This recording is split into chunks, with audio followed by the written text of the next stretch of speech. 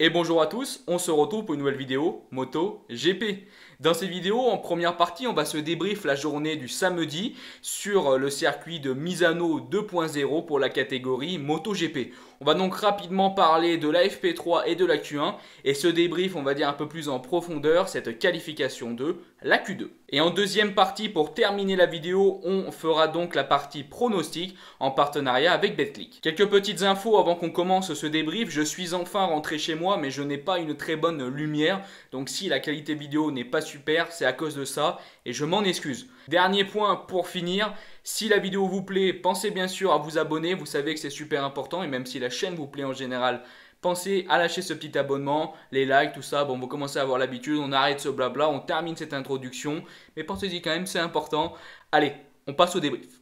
Et on va donc commencer par la FP3. Je vais vous donner les 10 premiers pilotes de cette troisième séance d'essai qui seront donc les 10 pilotes directement qualifiés en Q2. Et premier pilote de cette FP3, c'est Francesco Bagnaia qui a signé à ce moment-là le record de la piste, un sacré chrono pour Bagnaia. Il est suivi donc deuxième par Maverick Viñales, puis de Fabio Quartararo, Franco Morbidelli, Joan Mir, Brad Binder, Takeaki Nakagami, Valentino Rossi, Pol Espargaro et dixième, dernier pilote qualifié pour la Q2, Danilo Petrucci. On peut noter les méformes globalement de Jack Miller 11e, Johann Zarco 12e et surtout Andrea Dovizioso 14e. Et passons donc maintenant à la Q1, à la première partie de ces qualifications. Deux pilotes sont passés, ce sont Jack Miller et Andrea Dovizioso.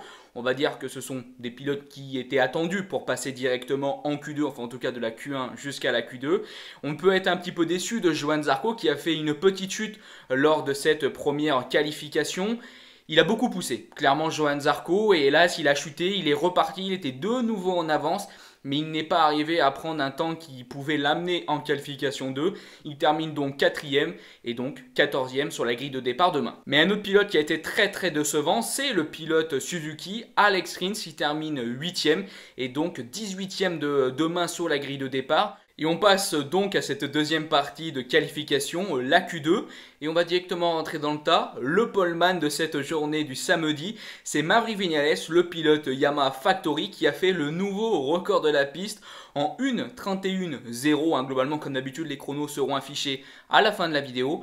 En tout cas, il a pris la pole. Quelle pole position, très beau chrono de la part de Maverick Viñales. Il faut avouer qu'en tour unique, sur une qualification, Viñales est vraiment l'un des plus forts pilotes de cette saison. Deuxième pilote de cette première ligne, on retrouve Jack Miller, donc classé deuxième. Très bon Jack Miller qui a attendu le tout dernier tour pour aller choper cette première ligne. Globalement, Jack Miller était en difficulté. Comme je vous l'ai dit, il n'était pas directement qualifié pour la Q2. Il a dû passer par la Q1, puis ensuite arriver en Q2. Et il termine sur une deuxième place en première ligne. Quel travail accompli par Jack Miller. Grosse surprise de le retrouver si haut. Mais j'ai envie de vous dire qu'il a pris les bonnes roues, il a su travailler au bon moment, prendre les bons... suivre les bons pilotes, et puis globalement, il est arrivé à choper un chrono canon. Et on termine cette première ligne par Fabio Quartararo, notre petit pilote français. Ça n'a pas été simple ce week-end, il y a eu des hauts, il y a eu des bas, mais globalement Fabio Quartararo est quand même très performant, il montre qu'il est capable de rouler vite. C'est vrai que sur un tour unique, on sent que Fabio, il lui manque peut-être un petit quelque chose pour arriver à jouer la pole, mais il est quand même très rapide, et le voir en première ligne fait extrêmement plaisir.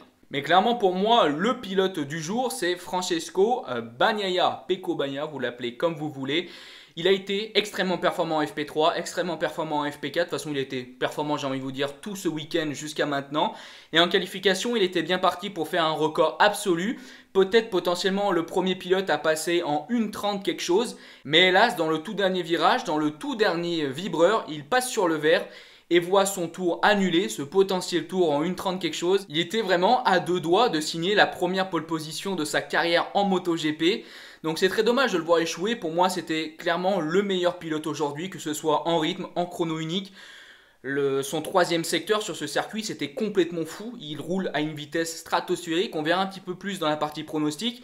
Mais quand on voit les secteurs de Bagnaia, c'est très rapide. Donc c'est dommage de le voir terminer 5e. Mais bon, il n'est pas loin, il pourra jouer quelque chose demain. Mais c'est vrai que j'aurais quand même bien aimé voir Pecco en pole. Quatrième, c'est un autre pilote qui a fait son meilleur chrono dans le tout dernier tour. C'est Pol Espargaro qui arrive à se hisser donc à cette quatrième place. Pol Espargaro, il a aussi un très bon rythme de course. Il ne faut pas l'enterrer. Mais on ne peut pas oublier quelque chose, c'est que Paul Espargaro, il tombe quand même énormément. Il est encore tombé ce matin. Bon, bah Paul, oui, c'est vrai qu'il est très rapide. Potentiellement, Paul Espargaro peut aller chercher des victoires, peut aller chercher des chronos incroyables, mais souvent, il a quand même énormément tendance à chuter. Et donc, ça rend les choses compliquées. Maintenant, quatrième, tout est ouvert pour lui demain pour la course. Sixième, on retrouve l'autre pilote KTM Factory, Brad Binder, qui lui a pour moi été réellement la surprise de cette deuxième qualification. Je ne l'attendais pas à un tel niveau, parce que même sans prendre de roues, et bah, Brad Binder était très rapide. Et sixième, pareil, on sait que c'est un homme qui est très fort en course. Alors quand on analyse son rythme de course, ça va peut-être être quand même un peu plus compliqué pour jouer la victoire. Mais un Brad Binder top 5, peut-être potentiellement sur le podium s'il y a des chutes devant. Et bah j'ai envie de vous dire que je pourrais bien y croire. Septième, on retrouve Valentino Rossi, un petit peu plus en retrait aujourd'hui, mais il est quand même arrivé à se qualifier directement en Q2. Il est septième, il n'a pas réellement fait le meilleur tour possible dans les tout derniers tours de cette deuxième qualification. Ce qui est bien dommage parce qu'il avait la bonne roue, hein. Il avait la roue de Pecco Bagnaia, la roue qui a pris globalement un petit peu Jack Miller quand il a fait son meilleur tour à la fin. Donc c'est dommage de voir Valentino Rossi ne pas être arrivé à faire un meilleur chrono que ce qu'il a fait, mais maintenant 7ème, on connaît aussi, il peut faire quelque chose, mais c'est vrai quand même que ça va faire un petit peu loin quand on voit les loustiques qu'il y a devant. 8ème, encore un pilote VR46, c'est Franco Morbidelli. Alors je sais, pour beaucoup de personnes, on pourrait se dire, oula, décevant de voir Franco 8ème. C'est sûr que c'est loin, mais il ne faut pas oublier que Franco Morbidelli est encore un petit peu malade. Il n'est pas totalement remis du problème à l'estomac qu'il a eu. C'est vrai que pas beaucoup de gens en ont parlé. J'ai vu quelques messages sur Twitter. Donc je me suis dit, je penserai à le mettre dans ma vidéo. 9ème et 10ème, on retrouve les deux pilotes Ducati Factory. 9ème, Danilo Petrucci, qui est devant son coéquipier Andrea Dovizioso. C'est globalement compliqué pour les pilotes Ducati Factory, ils ne sont pas à la fête, on voit qu'ils sont vachement en retrait par rapport aux pilotes Pramac, Bagnaia et Jack Miller. Mais j'ai envie de vous dire que ça bosse. Je ne vois pas personnellement une grande course non plus demain d'un des pilotes Factory, mais bon, on verra ce qui pourra se passer. Maintenant, ils ont été comme d'habitude dans le top 10, c'est bien, ça travaille et on verra demain ce que ça donnera. 11ème, on retrouve Joan Mir, le deuxième pilote Suzuki. Je vous avoue que c'est le pilote qui m'a peut-être un peu déçu lors de cette deuxième qualification. J'attendais beaucoup de cette suite, j'attendais beaucoup de Joan Mir, je le trouvais vraiment très très fort. Lors de la FP1 et FP2, je vous parlais que je voyais même peut-être potentiellement Joan Mir jouer la victoire. Mais là, en partant 11ème, ça va quand même être difficile. Une qualification un peu à oublier de la part de Joan Mir. Et 12e et dernier pilote de cette Q2, on retrouve le premier pilote Honda, Takeaki Nakagami, qui s'est mis une belle boîte et qui n'a pas donc pu faire beaucoup de tours. Ça a été très compliqué la qualification de Nakagami. Il est donc dernier. Et je suis un peu déçu parce que je pensais vraiment que Nakagami pourrait faire quelque chose.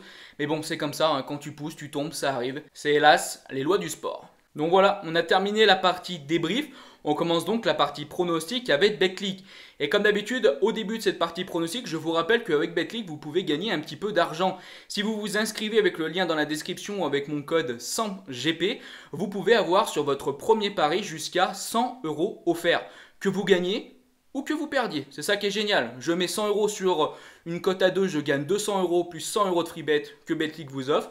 Et si vous perdez, ce qui arrive, bien sûr dans les paris on ne peut pas tout le temps gagner, et bah Betclic vous donne quand même 100 € de free bet que vous pouvez reparier sur une prochaine course. Vous avez donc deux chances de gagner 200 € si vous mettez sur une cote à 2.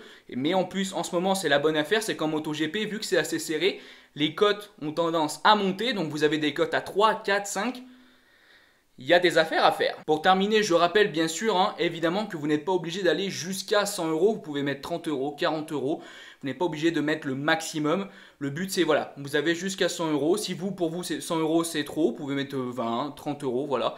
Et Betclic vous remboursera 20, 30 €, la somme que vous allez miser. Donc voilà, on a terminé l'offre économique avec Betclic.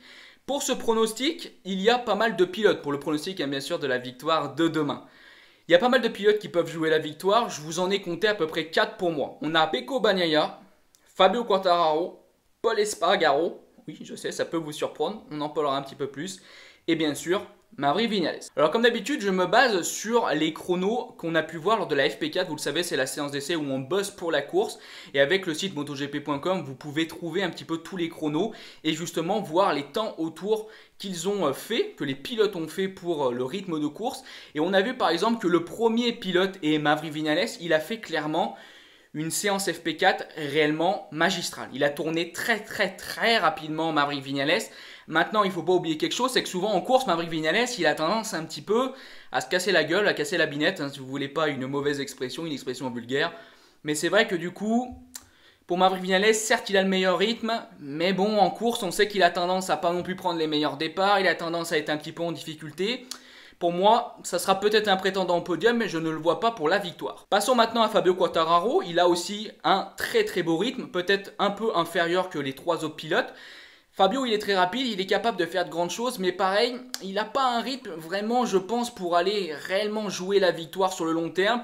En plus, on sait qu'en ce moment, il n'est pas non plus dans sa meilleure forme, il ne prend pas les meilleurs départs, ça peut vite devenir compliqué pour lui, donc je ne le vois pas non plus vainqueur de cette course. Il nous reste donc deux pilotes, Pol Espargaro pour commencer. Il a pour moi le rythme le plus fou que j'ai vu, avec bien sûr Maverick Viñales, ils sont tous les deux extrêmement rapides. Mais comme pour Maverick Viñales, le problème c'est que Pol Espargaro, oui, il a le rythme très rapide, mais Pol Espargaro d'un tour à l'autre, il peut se mettre à faire des freinages complètement foireux, tomber. Il peut arriver plein de choses avec Pol Espargaro, donc je trouve que se dire que c'est lui qui va gagner, c'est peut-être un peu osé. Pour moi, celui qui a de grandes chances de gagner demain parce qu'il a démontré toute sa forme, que ce soit lors des premières journées d'essai le vendredi, que ce soit le samedi en FP3 et en qualification, c'est Pecco Bagnaia. Il est le plus rapide, il a aussi un très très beau rythme de course. Alors c'est vrai que lui, il a fait un rythme de course en soft, ce qui n'est pas spécialement le cas par exemple de Maverick Viñales. Donc il faudra voir si le soft arrivera à tenir demain, mais si le soft fonctionne bien demain, qu'il ne fait pas trop chaud, je vois vraiment Pecco Bagnaia arriver à gagner cette course. En tout cas en termes de rythme pur, c'est lui le plus rapide et c'est lui le plus fort. Donc voilà, moi si je devais en retenir qu'un, je prendrais Pecco Bagnaia. Mais comme je vous l'ai dit, ces 4 pilotes que je vous ai donnés peuvent réellement gagner la course. Donc voilà, on a terminé ce débrief, un gros débrief aujourd'hui. Je vous remercie d'avoir regardé la vidéo. Si elle vous a plu, n'hésitez pas à la liker, partager, commenter. Je suis fatigué, je suis essoufflé, j'ai très chaud. Bye bye les potes.